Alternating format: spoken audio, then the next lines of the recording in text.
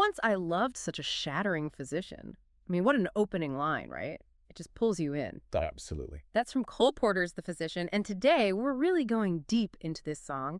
It's from the 1933 London musical Nymph Errant. Super witty, a bit suggestive. Definitely. And it's more than just a funny song, as you say. It tells you so much about that specific moment in time. Right. So let's set the scene a bit. Cole Porter in 1933, he was already quite established. Oh, very much so. A real original, known for that, sophisticated, witty style. And London's West End back then, well, it had this particular vibe. A bit more permissive than Broadway, maybe? Yeah, perhaps. A bit more open to that playful naughtiness, that European flair. Yeah. It was fertile ground for something like Nymph Errant, and especially this song, The Physician. And Porter himself, moving in those international circles. Yeah. You feel that comes through, don't you? That sort of worldly perspective in the lyrics. You really do. His life experience, that glamour, it's kind of baked into the cleverness, and Nymph Errant absolutely has that feel. The Physician is just peak cheeky Porter, full of that sly innuendo. So our mission today is really to unpack it all, the history, the lyrics, who it was written for. Exactly. Why it works, why it still works. Go beyond just listening and really get under the skin of it. Okay, let's start right at the beginning then. Where did The Physician actually come from? Right, so it premiered in Nymph Errant, the musical. That was London, 1933, at the Adelphi Theatre. And who's in it? The huge star Gertrude Lawrence. Huh? The show itself, it was based on a novel by James Laver, book by Romney Brent. But here's the interesting thing. What's that? Despite being a hit in London and having this great Porter score, it never actually went to Broadway. Really? Why not? Hard to say for sure, maybe too European, too risque for Broadway taste at that exact moment. But in London, it was celebrated precisely for that style, that suggestiveness. And The Physician was seen as, exhibit A of that bold, witty sensibility. Got it. So what's the core joke, the main idea behind the song? Well, the premise is wonderfully simple, really. You've got a woman who's head over heels for her doctor. Okay. But he's completely oblivious, utterly focused on her physical symptoms, her ailments, and just completely misses the fact she's, in love with him. Huh. Classic setup. It is. And it lets Porter just playfully jab at that purely rational clinical mindset.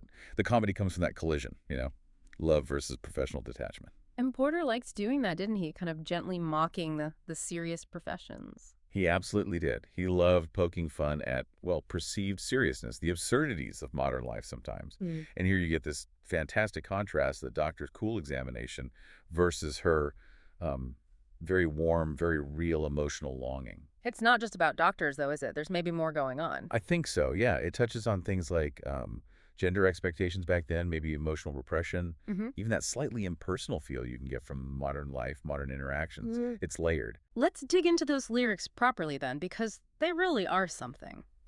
That opener, once I loved such a shattering physician. Shattering. What's going on with that word? Shattering. It's pure Porter, isn't it? Real Porterism.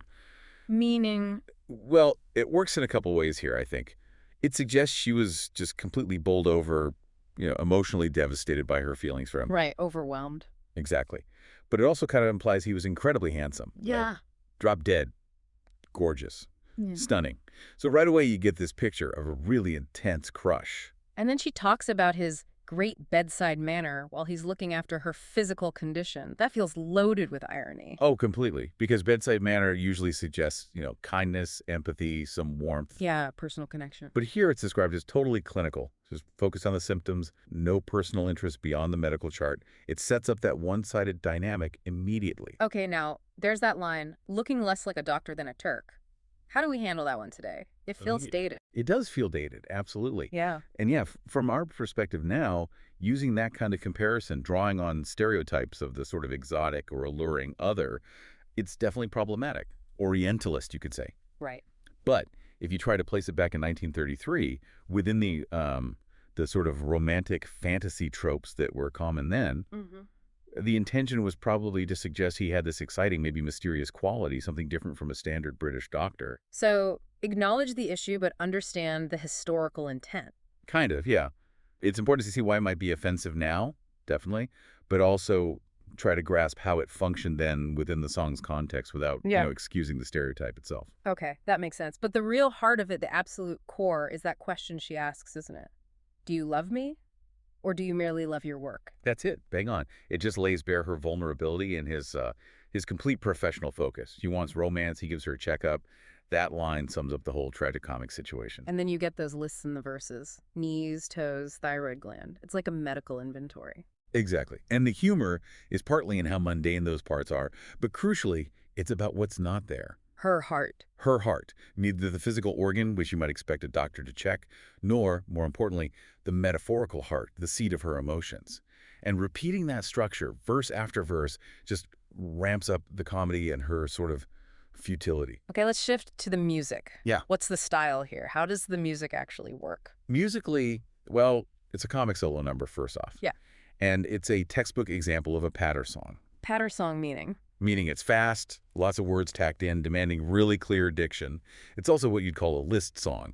You know, each verse adds to this catalog, in this case, body parts. Yeah. Structure-wise, it's patriotic, same tune, same chords for each verse. That keeps the focus squarely on those brilliant lyrics as the story unfolds. And the harmony, well, it's classic Porter. Solid diatonic progressions mostly, but with these little twists, these clever modulations that just add a bit of sparkle. And the tune itself, the melody. It's very light, almost bouncy, kind of skipping along, which works perfectly with the comedic feel, right? It's not aiming for big emotion.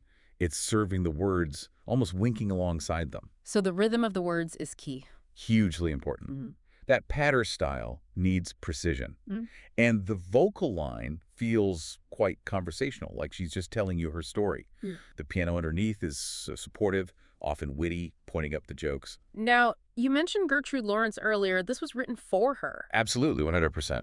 Porter tailored it specifically for her talents. Which were? Oh, she was known for incredible charm, fantastic comedic timing, this really sophisticated stage presence. Porter knew she could nail those fast lyrics, deliver them with clarity, but also with dramatic flair and that kind of sly, playful seductiveness. He wrote to her strengths. So her performance was pretty central to its success. Oh, vital. Totally vital. Her interpretation had this brilliant sort of double layer. You got the narrator's real feeling, her vulnerability, but there was always that twinkle in her eye, that hint of irony that really emphasized how ridiculously oblivious the doctor was. She made it a showstopper. It cemented the song's legacy, really. Thinking about 1933 again, what made it resonate so much with the culture then? Why did it land? Well, like we said, it felt quite sophisticated, maybe a little edgy for the time. That freer atmosphere on the West End helped. Compared to Broadway or Hollywood, maybe tightening up. Exactly. There was a bit more leeway for that kind of adult humor, the innuendo that Porter did so well. Audiences loved that urbane wit, that subtle naughtiness. And I think it also tapped into maybe a wider feeling back then, a sort of questioning of whether pure rationalism, professionalism, was maybe overshadowing real human connection. Does it still work today? I mean, does the physician still feel funny and relevant? I absolutely think it does, brilliantly so, because that central situation, unrequited love crashing into professional indifference, that's timeless, isn't it? Yeah, unfortunately. Right. And the clever thing is, the innuendo still feels witty, not just crude. Wordplay is still sharp. For me, the sheer escalating absurdity of that body part list, it just gets funnier. Like which line specifically? Well, he examined my knees and my toes and my throat. It's so mundane. And in the context of her desperately wanting romance, it's just hilarious. But the real punchline, the enduring one, is him completely missing her heart, literally and figuratively. So, summing up its legacy, where does the physician sit in Porter's work and in musical theater history? I'd say it's definitely one of his absolute best comic songs. It shows off his lyrical skill, his character work, just perfectly. If you want to understand Porter's playful, slightly subversive side, it's essential listening. And his place in history. It marks that interesting period of American composers working abroad, finding different spaces for experimentation. And it shows how the stage could be for escapism, sure, but also for a bit of subtle social comment. Plus, think of the singers who've tackled it since Lawrence. Oh, people like Barbara Cook, bringing incredibly musicality, or Elaine Stritch with that bone-dry wit, Ute Lemper giving it a more theatrical, maybe cabaret feel. Each found something new in it. It keeps getting revived in reviews, cabaret shows. Yeah. It's a great showcase for female wit dealing with romantic frustration. We found some great quotes about it, too. Ethan Mordden apparently called it one of the cleverest comic songs in the entire musical theater repertoire. High praise indeed. That's huge praise, yeah. And Stephen Holden from the New York Times said something like, Porter's wit could slice glass. the physician is his scalpel, which really gets at the sharpness, doesn't it? It does, and Sheridan Morley pointed out how legendary Gertrude Lawrence's original performance was. It all adds up. It really does. The physician might not be, say, night and day famous, but it's just so meticulously put together. So Yeah. clever. It's funny. It's smart. It's got that innuendo, brilliant lyrics, little social observation tucked in there. More than just a novelty song. Oh, much more. It's a little gem of musical theater. Light but layered, silly but actually quite insightful. And somehow it feels completely of its era, yet totally timeless too. So, as we wrap up this deep dive, maybe something to think about is, does that professional detachment the song pokes fun at feel even more familiar today? In our super specialized, maybe sometimes emotionally disconnected world? That's a good question. Or even thinking about how something like this uses subtle suggestion versus, say, more explicit lyrics we might hear today? What's gained, what's lost in different approaches? Definitely something to chew on. For sure. Well, thanks for joining us for this exploration of The Physician. Hope you enjoyed it.